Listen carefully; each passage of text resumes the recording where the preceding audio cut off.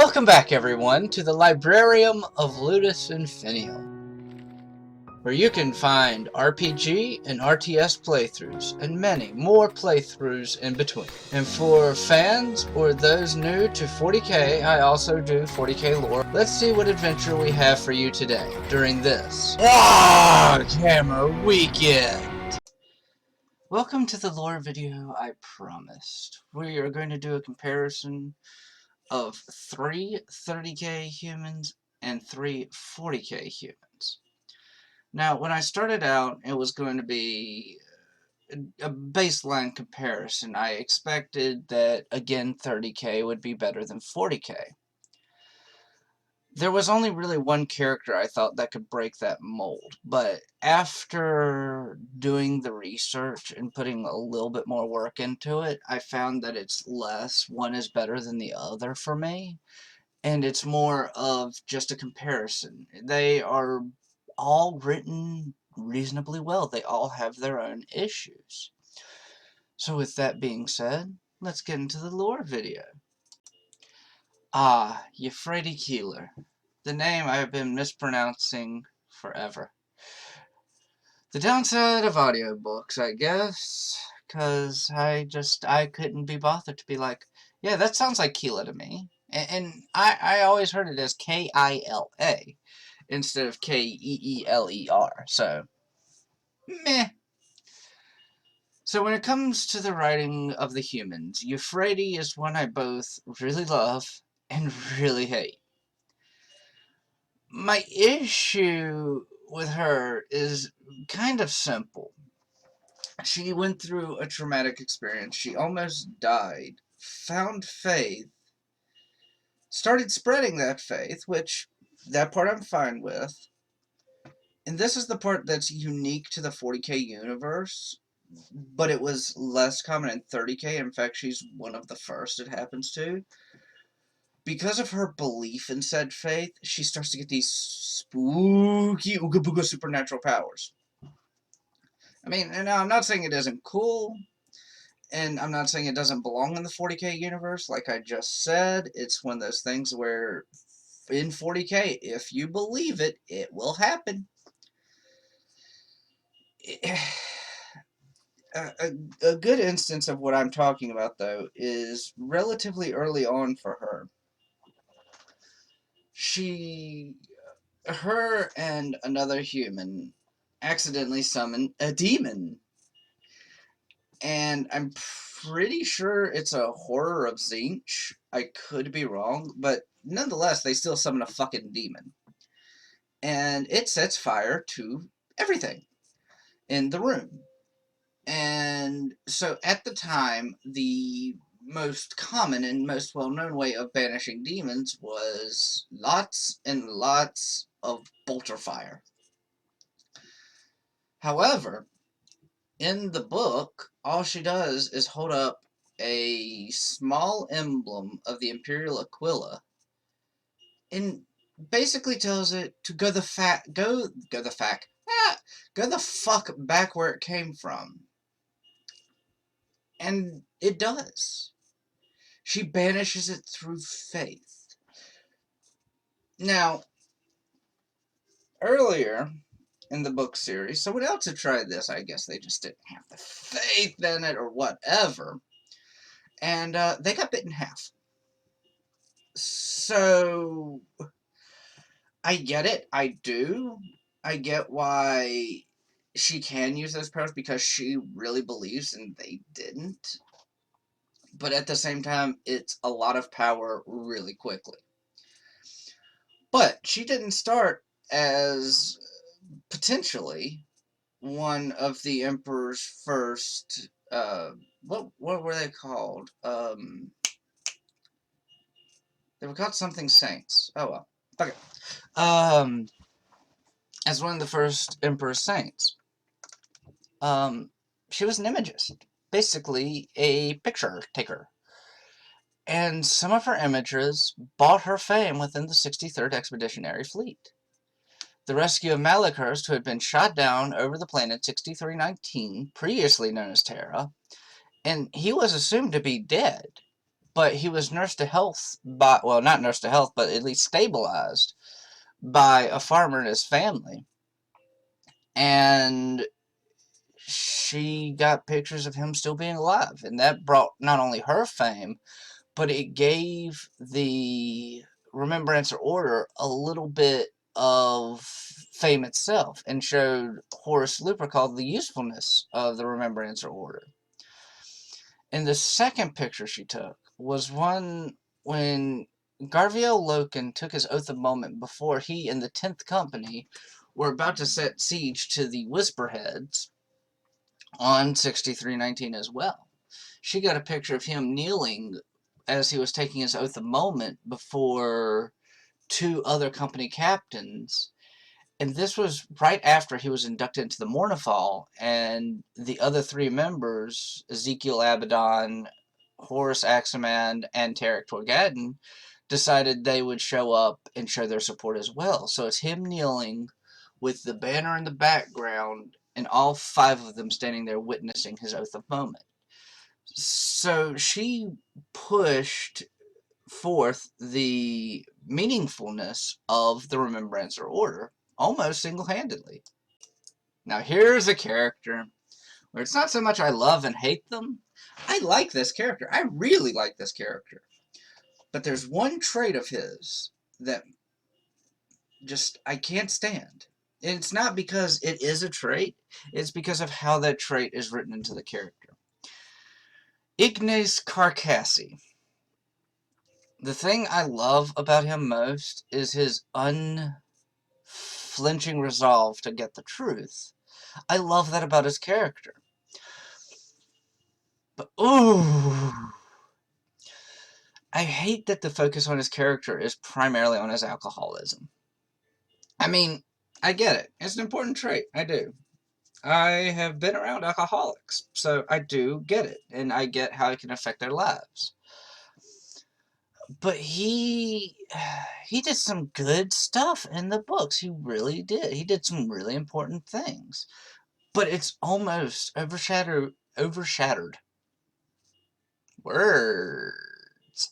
Overshadowed by the fact that, oh hey, he hasn't had a drink in 5 pages. We need to fix this. And that really changes towards the later part of the second and third books. And I know that seems like, oh, well, it clears up really quickly. Well, yeah, normally that would be true. Except for the fact that there's more than enough still in the second book, and especially in the first book, where he drinks enough for like the first 20 books. But he does have, like I said, one of the best traits in 30k and 40k books that I have seen so far, and he is unapologetically honest and despises liars. And this more than likely has a lot to do with I can relate to this. I am at a point in my life where I'm still considered young at 28, but I feel old enough that where I don't have time for the lying bullshit. And I am unapologetically honest with people. I really am. If I don't like someone, I tell them flat out, like, look, I don't like you. I hate interacting with you. Leave me alone. Give me my peace. And he was very similar in that sense. He stood up to Astartes. He really did. And this was something that I don't think a lot of people really can appreciate. At the time, there was a lot going on when the Astartes started to turn to chaos, or at least turn to what would later be known as chaos. And there was a massacre of other Remembrancers and humans. And he stood up to it. He did. He really fucking hated it. And he, because he was a writer, he wrote a poem about it and spread it around on the Vengeful Spirit, where the massacre had taken place, where the Astartes had trampled and killed humans. And he was, he was just disgusted by it. But he couldn't stand by and do nothing. He's like, this was fucked up. Someone's got to say something about it. And he stood up to the Astartes, which are scary motherfuckers. Like, they can cow Imperial Army soldiers. And this was just a writer. So this makes me really, he's the archetype of the righteous character written with an extreme flaw, and it's done really well even with the flaw being overpowered, and I really, really like that about him. The characters I like the most are the flawed righteous character and the redeemed villain. The guy who ended up becoming a monster, but ends up, redeeming himself through some way, shape, or form, to where it's like, yes, I did something horrible, but now I dedicate myself to fixing that wrong. And I really think he hits really hard on the former, and it's so wonderful for me. And I love it. Like I said, the only problem I really have with his character is it seems like they focus too much on his alcoholism. I mean, yes, it should be in there, but at the very beginning, it's just kind of bad. On to our third 30k human.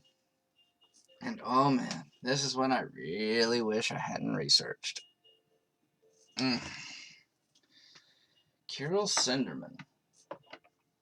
Oh man, this is a juicy one here. So to make this clear, I am only going to be discussing what happens in the first few books with Kirill Cinderman and a little bit afterwards. I am not going to discuss what happens during the Siege of Terra and onward, if there is an onward for him. So, yeah, there's so much bullshit. Oh god. It was an interesting read, I will say that, but holy hell. Some of the shit he does, some of the stuff he does later on completely clashes with his character early on, and I hate it. But that's not what we're going to be discussing, because he really becomes a different character, so I feel it would be unfair to justify. It would be like comparing Conrad Kurz and Nighthaunter, and they were the same person, but they were two different personalities. So anyway, Kirill starts out as the primary iterator and chief iterator of the 63rd Expeditionary Fleet. He was also close friends and mentor to the captain of the 10th Company of Luna Wolves, Garviel Loken. He took a group of remembrancers down to 6319 and saw basically what happens to an Astartes who gets twisted by chaos. After this event, he secluded himself for months because he kind of went a little cuckoo for Cocoa Puffs. But he was pouring through different books trying to understand what had happened. This, in addition to other events, would turn him away from the secular imperial truth and turn him to the teachings of the Lectitio Divinitatis. So, exactly like Euphrates Keeler, who we had talked about earlier, trauma begets faith. But here's one of the cooler things about his character. A lot of people pass him off as this old, defeated, traumatized man. But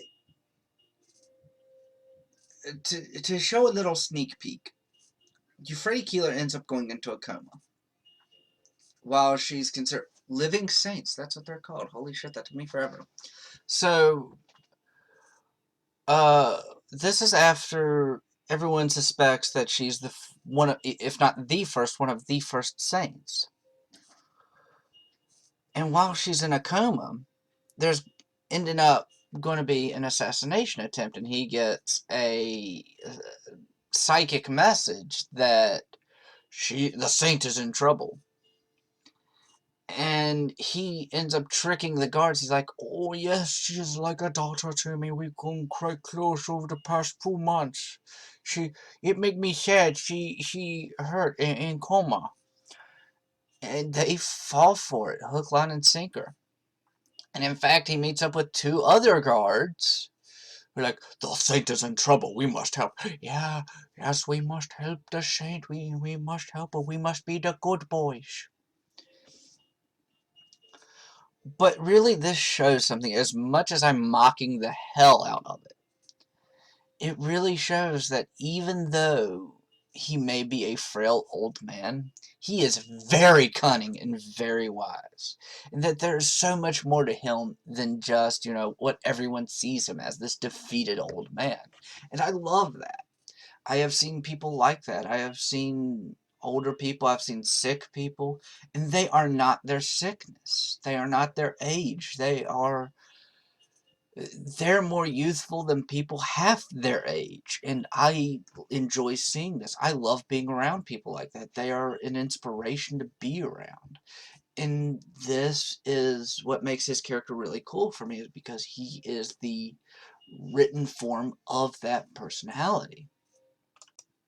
Onward now, 10,000 years into the future. We're now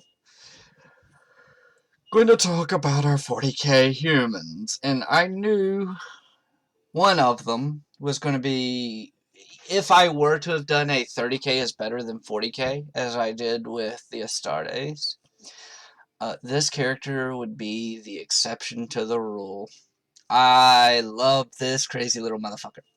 And understand that I am only doing humans. I'm not doing Eldar, I'm not doing orcs. This is just strictly humans.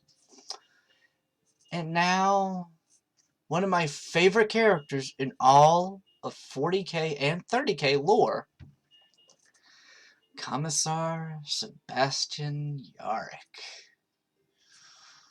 Oh, I love his story. I really do. This is the guy who should be an Astartes, but he's just a human. All the shit he's gone through. I actually love it. There's, in the War for Armageddon, there is an Astartes, Reclusiarch Grimaldus, who gets buried under a temple. And everyone assumes he's dead because the temple just took a blast, the equivalent of what would destroy a battleship in space. And he just, a few days later, crawls out of it. This is the kind of shit that Yarrick can do. And has done. Yeah.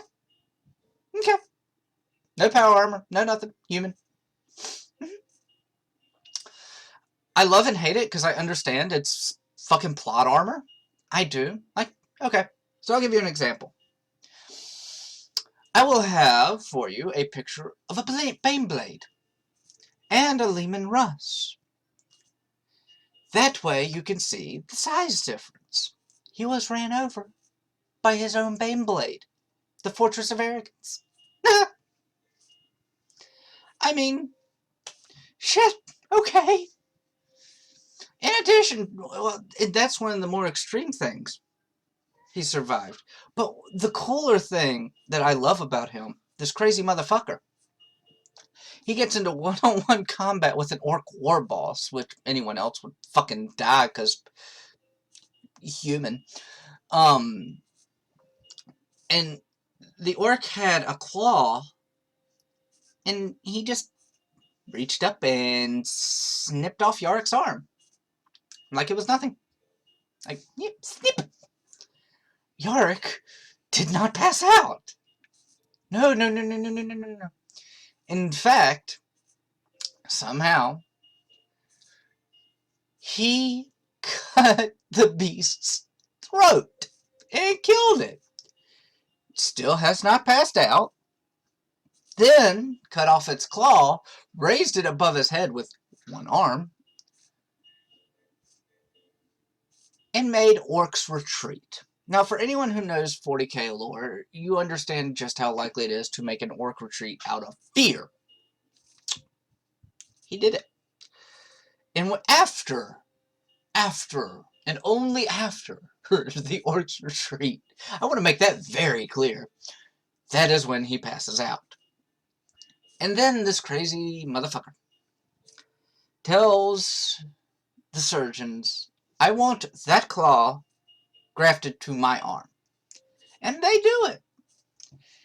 And then he hears about a rumor that he has the evil eye. The homie with the pointy has the evil eye. So what does he do? What any sensible person would do. He has a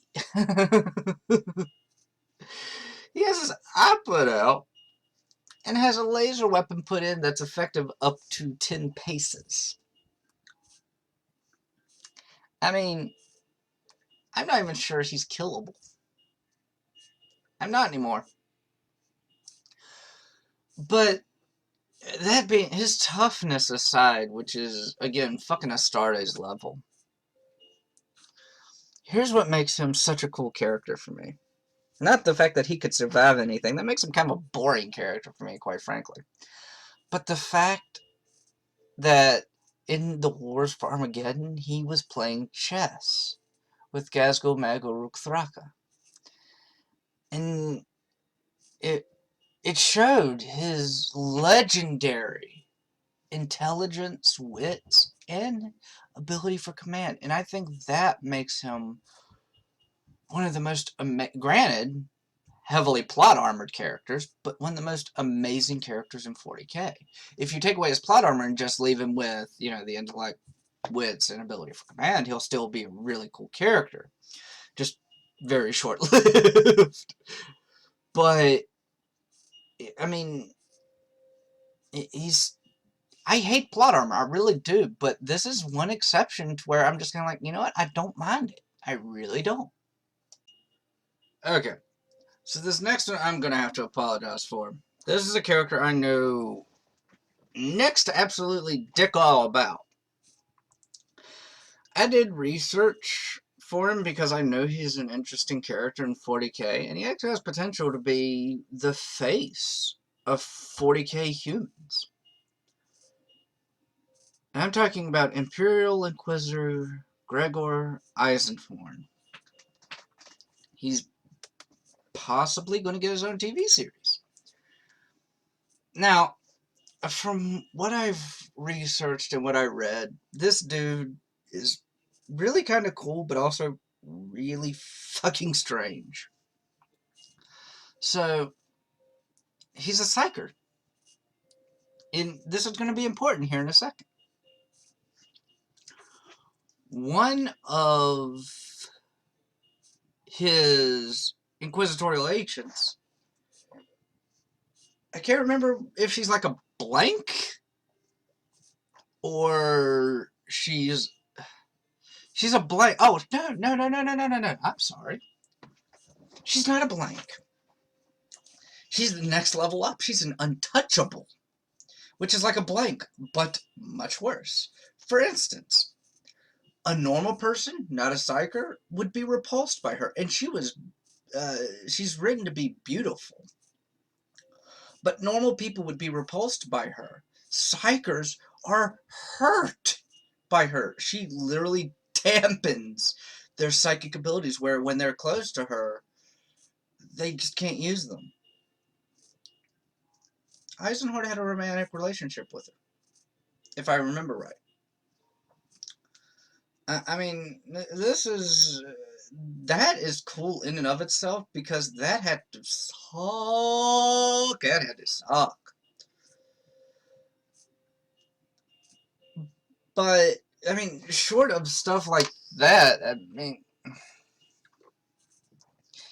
he... Okay. So,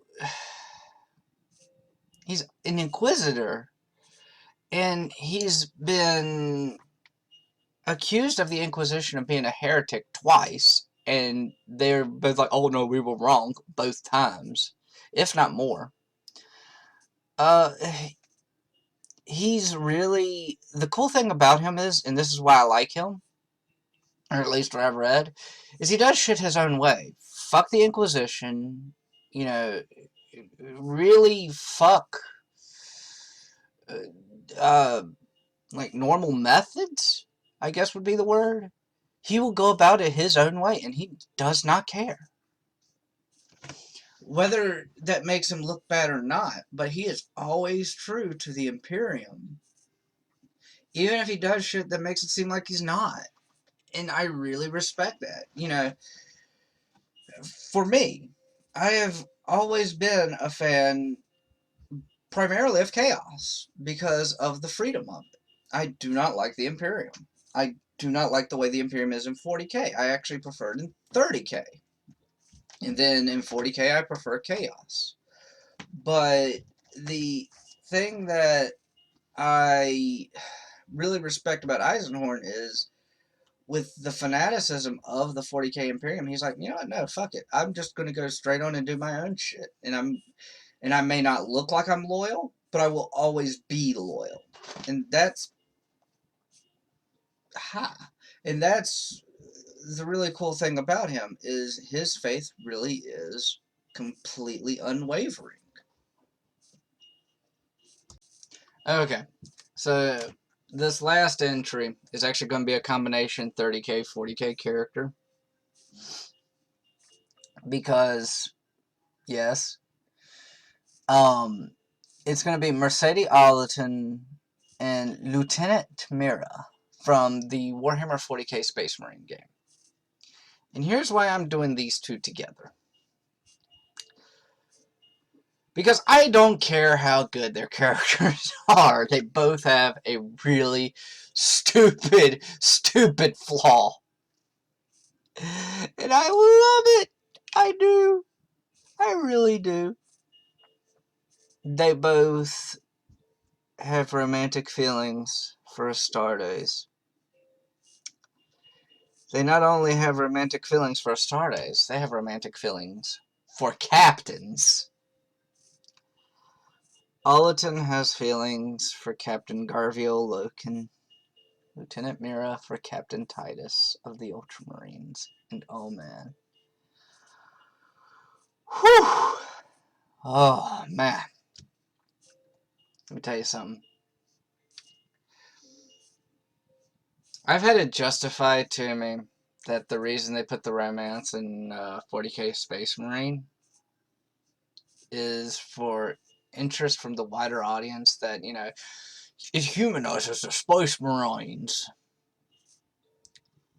And because you couldn't see it, I had the eye roll from hell to that. But no, so the description, I'll give Mercedes Allerton a little bit of credit. In the book, she's like, because she walks in while Garvio Logan is basically wearing nothing but a loincloth and polishing his armor, and she basically wants to jump him, and she's like, oh, and then it gets like click, like, oh, it's a shame that Space Marines have no romantic interest. Oh. Whereas with Lieutenant Mira, it just keeps going. So I'm going to give Mercedes Allerton a little bit of credit here, because she learns her lesson quickly. Mira does not. But here's the thing. Both of them are really strong characters. Allerton ends up, after Horus and the Sons of Horus turn traitor, she ends up working up the courage to run and live. And Mira is also a very strong character. She pulls together a bunch of Imperial guards against an orc, basically, siege. And orcs be scary to humans. Orcs be very scary to humans. An Imperial Guard are basically, like, to give you an example, the way I look at the Imperial Guard is through the eyes of the Death Korps of Krieg. And that is, the only number that matters is the casualty count. And I really think that's how 40k looks at the Imperial Guard. We can throw the fucking numbers at them. We have enough to do it. And, you know, the actual guardsmen are like, this sucks. So, I can respect her for being able to pull together a force that would otherwise, like, be shitting its pants to fight the orcs. So, I can get behind that. They're both strong characters, but the romantic feelings for the Space Marines is so dumb. And in fact, an Inquisitor comes up with, I believe it's 2 Black Templar, which would probably never happen. And because the Black Templar hate the Inquisition, you'd have better chance using just Death Watch or something like that. That would have been a better call, but, you know, hey, fuck it, not what we're talking about this time. But, and she's like, we can run and hide. We can run away together. It'd be okay. In front of everybody. She should have been shot.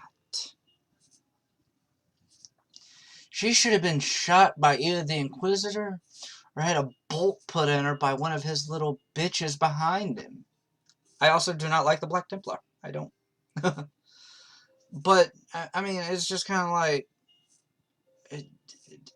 in front of everybody, you know, she was doing good up to that point.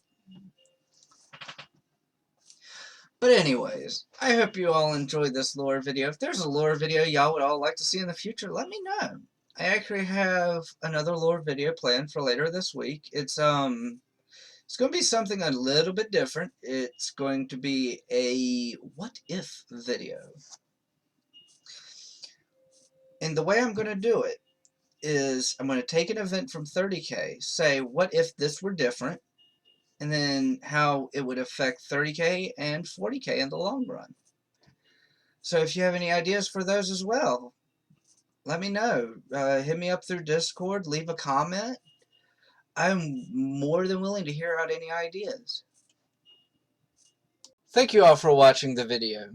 In the top left-hand corner, I will leave you with my most recent upload.